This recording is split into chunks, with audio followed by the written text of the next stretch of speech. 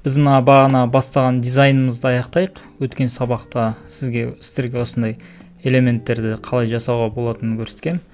Енді бізде осындай дизайн бар, FreePic-тен алғанбыз. Осындай дизайн жалғастырып көрейік. Мынандай линияларды қалай жасауға болады. Бізде элементтеріміз дайын, просто элементтерімізді керек жеріне қоя саламыз. Мынандай линиялар жасау үшін біз 4 бұрыштан бассақ болады. Прямоугольникті барамыз да, прямоугольникті басамыз. Былайынан басып қойып жатсаңыздар болады, мына жерден несін қойып, жаңағы размерінше.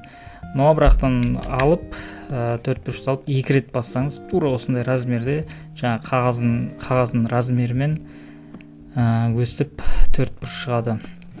4 бұрыш шыққан соң, бізде мынау астындағы элементті жасау керек. Ол элементті жасау үшін мынаны кішірейтеміз. Примерно соның уровеньмен кішірейт болған соң, оны бізге кривойға айналдыру. Кривой айналдыру үшін указательді басамыз да, оң жағын басамыз мышканы, преобразовать в кривую, немесе мынаны бассаңыздар болады.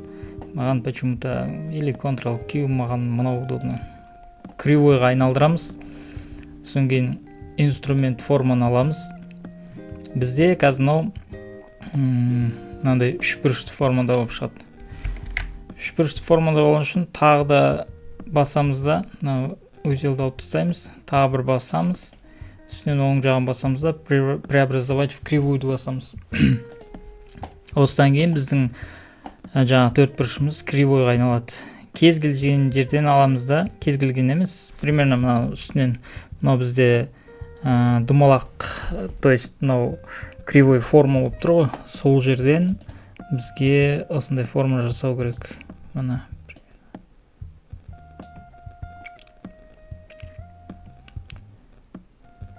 мінекей біздікі почти дайын уже практически.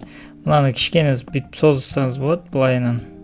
Мынаны былайынан кішкене формасы түсінікті болу үшін. Мына жерден алып тағы бүйтіп басып жүрсеңіз болады. Бізде бірінші мынау формамыз дайын, то есть линия деп қалай айтса болады. И цветке бояймыз бұны. Мынаның цветімен бояй салайық. Окей. Контурын алып тастаймыз. Бізде қазір контур қара цветпен тұр. Контурын алып тастаймыз, оң жағын басып. Келесі бізде тағы да артында тағы да сондай бір форма тұр. Тағы да 2 рет бассаңыз болады прямоугольникті. Сразу жаңағы 4 бұрышты форма шығады. Тура сондай принциппен бұны да сөйтіп жасаймыз. Оң жағын басамыз, преобразовать в кривую, кривойға айналды. Енді бізге бұны тағы да преобразовать в кривую дейміз да, мына жағын астыға түсіреміз. Мына жағын кішкене үстіне көтереміз. Мына жағы көрінбей тұр, енді примерно мынандай түрде болып тұр ғой бұл. Осындай формада болып тұр, примерно. И мына жерде мынаны былайынан созып жүрсек болады. Тура осындай болып жасаудың қажеті жоқ, өйткені дизайн бір не жоқ, бір заңдылық жоқ. Бізге главное бұл жерде принципін түсінуді, қалай жаңағы осындай рамкалар жасалады. Мысалы, бұны рамка деп айтса да болады, астында бар, именно үстінде бар. Енді біз жасап алдық, енді цветке бояймыз. То же самое, бұл жерде цвет пипетканы аламыз да, цветін бояймыз, окей. Мынау бізде кішкене қалың болып тұр, онша не әдемі болып тұрған жоқ, кішкене жұқартып жүріп бізге. Примерно осылай. Астыңғы рамка жасалды. Енді біз үстіңгісін жасаймыз. Үстіңгісі де тура осындай. Прямоугольникке 2 рет басамыз тағы да. Үстіне барамыз. Жаңағы кривойға айналдырамыз. Преобразовать в кривую. Енді осы жерде бізге кривойға айналдырамыз тағы да. Преобразовать в кривую. Примерно бұны біз бірінші кішірейтіп алайық, өйткені бізде ортасында болып тұр ғой. Shift басып тұрып, шет жағынан бассаңыз, сол кезде бұл кішірейттік. Енді бізге мына жерде кривойға айналып тұр уже. Просто бүйтіп форма береміз, примерно осындай деген сияқты. И все. Мынау точкаларды алсақ болады бізге. Мынау біреуін аламыз, екіншісін аламыз. Соң кейін мына объектін аламыз да, цветке бояп көрейік бірінші. пипетканы аламыз. Бізге бірінші мына темный цветпен бояп көрейік. Содан кейін контурды алып тастаймыз. Оң жақ мышканы басып. Содан кейін бізге выравнивание жасау керек. Выравнивание жасау үшін выравнитель распределениеге барамыз. Осы жерде бізге по краям страницы тұру керек. Екіншісі по краям страницы тұрады. Үстіне басамыз. Үстіңгі жаңағы страницаның үстіңгі жағына жабысады. Енді артыңғы жағында тағы да сондай бір объект тұр. Ол үшін плюске басамыз, то есть копирование. Астына түсіреміз, Ctrl-End немесе Ctrl-Page Down, пока ең астына түспейінше. Кішкене оң жаққа жылтамыз. Және бізге цвет мынандай болу керек. Цвет таңдаймыз.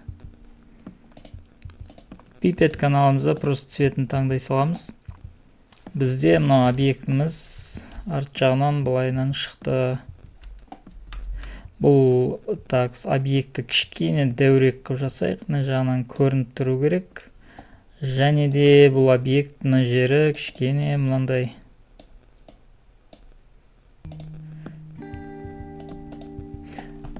Примерно болады деп ойлаймын. Кішкене былай шығарып жүрсек болады. Өзіңізге қандай әдемі болып көрініп тұрса болды негізі. Композиция дұрыс құрылған болса, мына жерде көрдіңіз бе, мынандай болып тұр екен. Үлкейтіп жүрсеңіз де болады, былай чуть-чуть. В общем, әдемі көріну керек қой. Бізде мынау рамкамыз дайын болды, астыңғы рамка дайын болды. Мына біздің элементтеріміз дайын, өткен сабақта жасаған. Міне мысалы мына домалақ элементтеріміз, точка элементтеріміз мына жерге алып ашын қоя саламыз. Енді келесі элемент мына жерге қоя саламыз. Тағы бір элемент мына жерде тұр міне. Мынау элементіміз мына жерде тұр мысалы. Осындай. Енді келесі мыналарды көрсетіп қажеті бар ма, жоқ па білмеймін. Енді бұл просто ашын домалақ формат тұр. Мынандай Ctrl-ды басып тұрып домалақ формат жасаймыз да. Бізде көріңіздер, неміз үлкен болып тұрғы палитрамыз шы. Сол үшін үлкен рек қып жасай берсе болады. Ішіне енді бір сурет саласы болады ішіне. Кез келген бір жерден сурет ала салайық та. Так, кез келген бір сурет алайық та. Мына мысалы students деген сурет аламыз да. Corel Draw-ға лақтырамыз. Corel Draw-ға қойдық. Мына жер прозрачный екен. Енді бұны қалай салу керек, мысалы бұны біз кесіп жатсақ болады. Бірақтан Power Clip деген бар, өздеріңіз білесіздер. Объектке барамыз. Power Clip поместить во фрейм дейміз да, осының ішіне енгізе саламыз. Көрінбей қалса, онда былайынан жылжыта саласыздар, ішіне 2 рет кіріп. Так, бұдан шығу үшін завершить редактирование Power Clip-ті басасыз. Оң жағын басып, мына рамканы ала салуға болады. Негізі мынандай рамканы тоже салу керек еді. Но, в принципе, давайте жасай салайық. Автоказ. Каз бізде мынау 4 бұрыш тұр ғой. То есть домалақ тұр ғой. Осын сыртынан тағы бір домалақ жасай салайық. И так, мынаған енгізу керек бізге. Енді мынау домалақтың ішіне кіріп кетпес үшін біз мынау слойды ең үстіне шығарамыз. Ctrl Home-ға басақ ең үстіне шығады. Енді объектке барамыз, Power Clip-ке барамыз. То есть біріншіні объект таңдау керек. Power Clip поместить во фрейм, мынаның ішіне енгіземіз, 2 рет кіреміз ішіне, былайынан қоямыз. Оң жағын басамыз да завершить редактирование дейміз. И мынаны объекттің рамкасын ала саламыз. То есть алынбады. Алып тастаймыз. Соң кейін бізге мынандай көк рамка жасасақ болады. Размерін кішкене үлкендеу болып. Қазір 2 миллиметр деп тұр. 0,5 может быть. Ну да, 0,5. И цветін таңдаймыз. Цветін бізде мынандай болып тұр цветі. Бізде бұл жерде цвет көрдіңіз ғой, мынандай светло-голубой, потом мынандай темно-синий ма, нет, темно-синий, темно-голубой ма, сондай цвет примерно. Так, мынаны көрдіңіз ба? Мына үстінде шығып тұр, чем мынадан көрі. Қазір бұл мынандай эффект жасау үшін, то есть мынау сурет үстінде шығып тұр, мынау линия астына кіріп тұр ананың. Ол үшін не істейсіздер, ол үшін аласыздар да, мына екі объектіні кішкене астыға түсірейік. Уже көрдіңіз ба, ондай эффект болып тұр. Просто әшейін алып, то ли объектіні астына түсіресіз, то ли көтересіз, сондай примерно немен осындай. Так, енді бізге мынандай элемент, то есть мына жерге қоямыз. Бізге кішкене дәурек қылса болады, өйткені біздің палитрамыз дәу болып тұр ғой. Мына жерде көрдіңіз бе, тағы да сондай элемент. Осындай элементтерді жасап алсаңыз, уже оңай болады. Міне тағы да мына жерге, мысалы, бұл жаңағы пустой пространство болмас үшін арналған заттар ғой, негізі. Пустой болса, бір орын жоқ сияқты болып қалуы мүмкін да. Сол үшін осындай элементтер, осындай жаңағы бос орындарды жауып тұруға жақсы көмектеседі. Енді бізде мына тексттар бір особо несі жоқ деп ойлаймын, енді бір любой текст жаза салайық енді. Такс. Мына жерге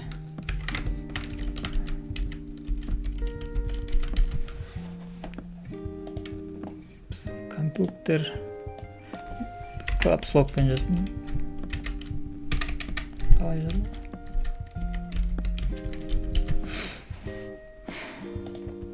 Негізі капслокпен жазған дұрыс емес, негізі өзін заглавный қылып жасау керек та, бірақтан сабақ болған соң әшейін пока. Такс, бізде қандай шрифт бар еді? Қандай пата. Такс, narrow деген бар. Универсальный сондай бір кетіп жүрейік. Астындағы текстін, такс, астындағы тексті, ол описание, то есть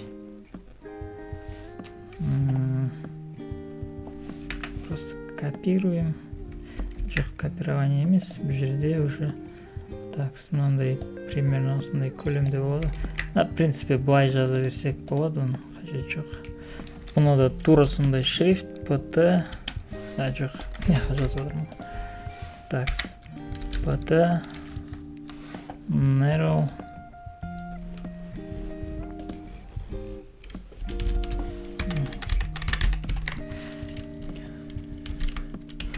Такс, нені капслокты басып таймыз. Компьютер сабақтары және тағы басқа десайық. Қате болса ренжімеңіздер. Бізде бұл мынанымен бірдей болып тұр, shift. Біздің ең главный негізі задачамыз мынау шет жақтағы рамкаларда болған. Оның бәрін орындап шықтық. Енді полный бір картина болу үшін сіздерге көрсетейін деп жатқаным. Енді мына жерде уже абзац көрсетілген. Абзац жасау үшін мынандай белгілеп аласыздар да, и осының ішіне текст жазасыз. То есть мына жерден интернеттен лором ипсумды ала салайын енді. Примерно осындай жетіп қалар бізге. Копировать еттік. Енді біздің немізге қоямыз. Астында кнопкасы бар, енді бұл бізге кнопка қажет жоқ шығар, бұл сайтқа ма бірдеңе болса қажет шығар. Но бірақтан пустой болмасын десеңіз, осыны қоя салуға болады. И бізде неміз цвет, мынандай темно-синий. Бұл жерде байқасаңыз екі цвет қолданған. Бағана айтып кеттім ғой. Но можно побольше мынаны жасауға. Негізі мынаның бойымен болған дұрыс қой. Енді бұның шрифтін азайтып тастаймыз. 10 қылып қойсақ жетіп қалар. Негізі осындай. Мына элементті енді үстіне шығарып жүрсеңіз болады. плюс дейсіз да, мысалы мына жерге бұның уже цветін мынандай осындай примерно. Мына жер енді бізге логотип жетіспей тұр мына жерге.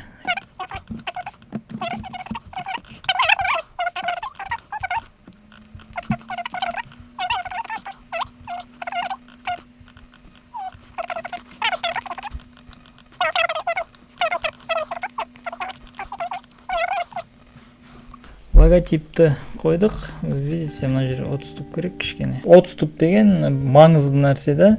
То есть осындай текст болған жерде читабельность дұрыс болады. Егер 30 туптар болмаса, адамның көзіне бір ыңғайсыз болып көрінеді да. Адам онша оқи алмайды.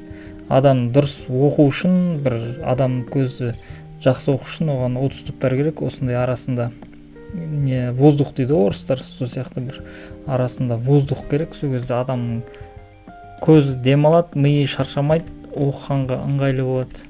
То есть информацияны жеткізу оңай болады. Біздің осындай кішігірім баннеріміз дайын. Біз енді бұны басқа дизайннан практически көшіріп алдық негізі.